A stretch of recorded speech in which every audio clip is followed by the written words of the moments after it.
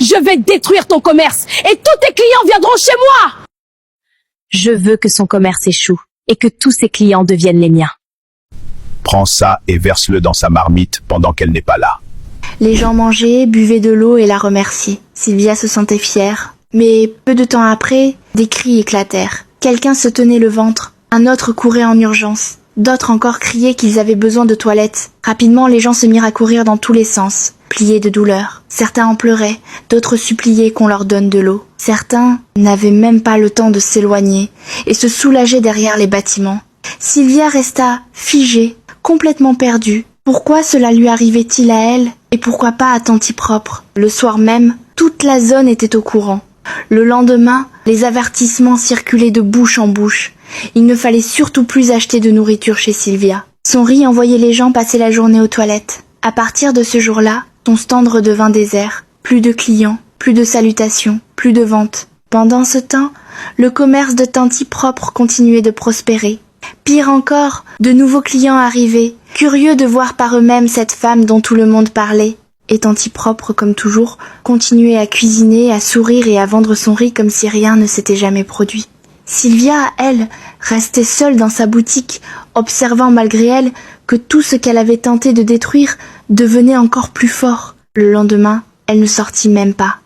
Honteuse et confuse, elle se posait sans cesse la même question. Comment Tanti Propre pouvait-elle ne pas être une sorcière? Elle avait essayé de ruiner son commerce, et c'était le sien qui s'était effondré. Plus elle y pensait, plus la colère montait en elle. Un matin, elle prit une nouvelle décision. Si elle ne pouvait pas l'attaquer de l'extérieur, alors elle agirait de l'intérieur. Le jour même, Sylvia se rendit au stand de Tanti Propre. Elle s'inclina respectueusement et lui parla avec humilité.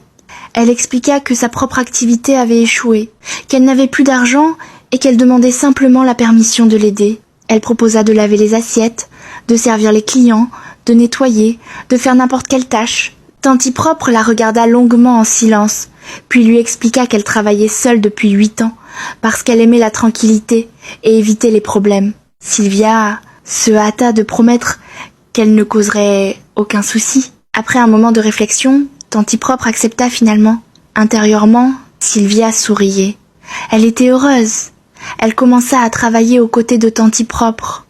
Elle lavait les assiettes, servait les clients, nettoyait la boutique. Mais pendant qu'elle accomplissait toutes ces tâches, Sylvia observait. Elle regardait attentivement la manière dont Tanti Propre cuisinait, ce qu'elle ajoutait dans les marmites, chacun de ses gestes, sans jamais détourner les yeux.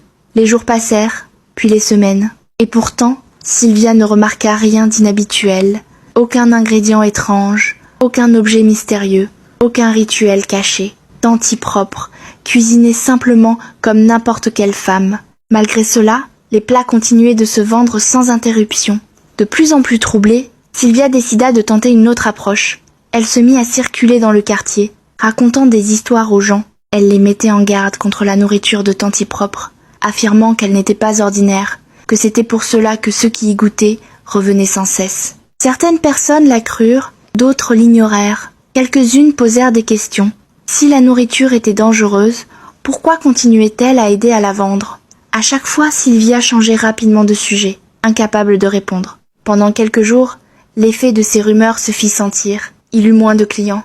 Mais contre toute attente, quelque chose d'étrange se produisit. Le nombre de clients tripla. La boutique était bondée. Certains restaient debout. D'autres aidaient même Sylvia à laver les assiettes pour être servies plus rapidement. Tanti Propre dut augmenter la quantité de nourriture qu'elle préparait. Sylvia resta figée. Au lieu de s'effondrer, le commerce grandit encore davantage. Cette nuit-là, troublée et déterminée, Sylvia alla consulter un guérisseur traditionnel.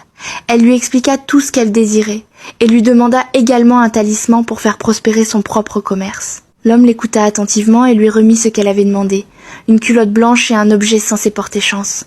Sylvia rentra chez elle en serrant le paquet contre elle. Elle n'arrivait même plus à attendre le lever du jour. Très tôt le lendemain matin, Tanti Propre cuisinait comme d'habitude. Sylvia s'approcha d'elle et lui dit calmement qu'un client la demandait à l'extérieur. Tanti Propre essuya ses mains et sortit. Dès qu'elle disparut, Sylvia agit rapidement. Elle sortit la culotte blanche que le guérisseur lui avait donnée et l'enfonça profondément dans la marmite de riz gras, s'assurant qu'elle était bien dissimulée sous la nourriture. Quelques minutes plus tard, Tanti Propre revint, affirmant qu'il n'y avait personne dehors. Sylvia haussa les épaules, prétendant que le client avait sans doute déjà quitté les lieux. Lorsque le plat fut prêt, Tanti Propre commença à servir les clients sans l'aide de Sylvia, qui avait disparu. Soudain, Sylvia revint, accompagnée de plusieurs hommes, visiblement en colère. Devant tout le monde, Sylvia cria que cette nourriture n'était pas normale, accusant Tanti Propre de cuisiner avec des vêtements sales. La foule s'arrêta net. Certains se couvrirent la bouche, choqués. Tanti Propre, elle aussi, resta sans voix, regardant Sylvia avec incrédulité. Pour prouver ses paroles, Sylvia exigea qu'on vérifie la marmite.